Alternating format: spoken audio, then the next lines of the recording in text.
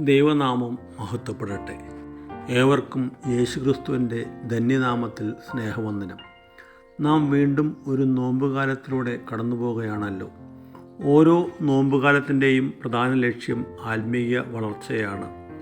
ആത്മനിയന്ത്രണമുള്ളവരായി ആത്മാവിൻ്റെ ഫലങ്ങളെ കൂടുതലായി പുറപ്പെടുവിച്ചുകൊണ്ട് പ്രാർത്ഥനയിലൂടെയും വചനധ്യാനത്തിലൂടെയും വിശ്വാസത്തിൽ ബലപ്പെട്ട് പാപബോധവും പശ്ചാത്താപവും ഉണ്ടായി കൂടുതൽ ദൈവസാന്നിധ്യം അനുഭവിച്ച് നമ്മുടെ ജീവിതത്തെ ക്രമപ്പെടുത്തുവാൻ പരിശുദ്ധാത്മാവ് നമ്മെ സഹായിക്കട്ടെ. ആമോസ് പ്രവാചകൻ ചോദിക്കുന്നു, 2 പേർ ഒത്തിട്ടല്ലാതെ ഒരുമിച്ച് നടക്കാമോ? ഈ നോമ്പ് ദൈവത്തോട് ചേർന്ന് നടക്കലായിത്തീരട്ടെ. ഉൽപ്പത്തി പുസ്തകം 5-ാം അധ്യായത്തിൽ ദൈവത്തോട് ചേർന്ന് നടന്ന ഹാനോക്കിനെക്കുറിച്ച് നാം വായിക്കുന്നു.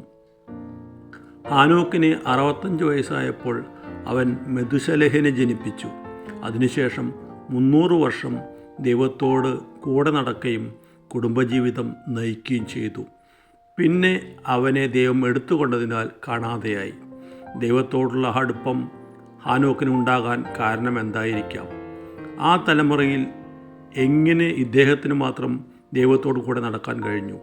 ഉൽപ്പത്തി പുസ്തകം 5-ാം അധ്യായത്തിൽ ആദാം മുതലുള്ള തലമുറകളുടെ വയസ്സ് രേഖപ്പെടുത്തിയിരിക്കുന്നു. അങ്ങനെ പരിശോധിച്ചാൽ 8 തലമുറകൾ വരെ ആദാം പിതാവ് കണ്ടിട്ടുണ്ട് എന്ന് നമുക്ക് മനസ്സിലാക്കാം. 7-ാം തലമുറക്കാരനായ ഹാനോക്കിന് തൻ്റെ അപ്പൂപ്പനായ ആദാമിനോട് ഏദൻ തോട്ടത്തെക്കുറിച്ചും തോട്ടത്തിലേക്കുള്ള ദൈവസന്ദർശനത്തെപ്പറ്റിയും ദൈവമഹത്വത്തെക്കുറിച്ചും ദൈവം അവർക്ക് നൽകിയിരിക്കുന്ന മഹത്വത്തിൻ്റെ വസ്ത്രത്തെക്കുറിച്ചും ചോദിച്ച് മനസ്സിലാക്കിയിരിക്കാം. ഇത്രയും സ്നേഹവാനായ ദൈവത്തെ തനിക്കും അനുഭവിച്ചറിയണമെന്ന ആഗ്രഹവും ഉണ്ടായിരിക്കും. ഹാനോക്കിനെ ദൈവകൃപ ലഭിക്കുകയും 300 വർഷം ദൈവവുമായി ഒരുമിച്ച് നടക്കാൻ ഭാഗ്യം ലഭിക്കുകയും ചെയ്തു. ആ തലമുറയിൽ മറ്റാർക്കും ലഭിക്കാത്ത ഭാഗ്യമായിരുന്നു ഹാനോക്കിന് ലഭിച്ചത്. നമ്മുടെ ആഗ്രഹങ്ങളെ മാനിക്കുന്ന ദൈവം ഇന്നും നമുക്കുള്ളത് കൊണ്ട് നമുക്കും ദൈവത്തെ സ്തുതിക്കാം. ഉൽപ്പത്തി പുസ്തകം 6:9 നോഹ ദൈവത്തോടു കൂടെ നടന്നു എന്ന് എഴുതിയിരിക്കുന്നു. ഹാനോക്കിൻ്റെ 4-ാം തലമുറയിൽപ്പെട്ട ആളാണ് നോഹ. നോഹയ്ക്ക് ലഭിച്ച പ്രചോദനം ഹാനോക്കായിരുന്നിരിക്കണം. ഉൽപ്പത്തി 7:1 നോഹയെക്കുറിച്ച് ദൈവത്തിൻ്റെ സാക്ഷ്യം ഇങ്ങനെയാണ് പറഞ്ഞിരിക്കുന്നത്: ഞാൻ നിന്നെ ഈ തലമുറയിൽ എൻ്റെ മുമ്പാകെ നീതിമാനായി കണ്ടിരിക്കുന്നു. നോഹയ്ക്ക് യഹോവയുടെ കൃപ ലഭിച്ചു.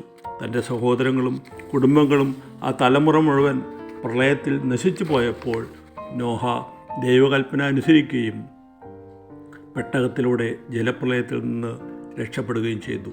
ഇന്ന് നമുക്ക് ആരാണ് മാതൃക?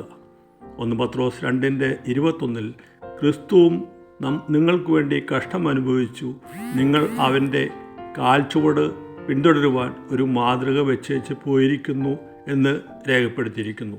യേശുക്രിസ്തുവിൻ്റെ മാതൃക പിൻപറ്റിക്കൊണ്ട് ഒരു ജയജീവിതം നയിപ്പാൻ ഈ നോമ്പ് ഇടയാക്കട്ടെ എന്ന് പ്രാർത്ഥിച്ചുകൊണ്ട് നിർത്തുന്നു. ദൈവം നമ്മെ അനുഗ്രഹിക്കട്ടെ.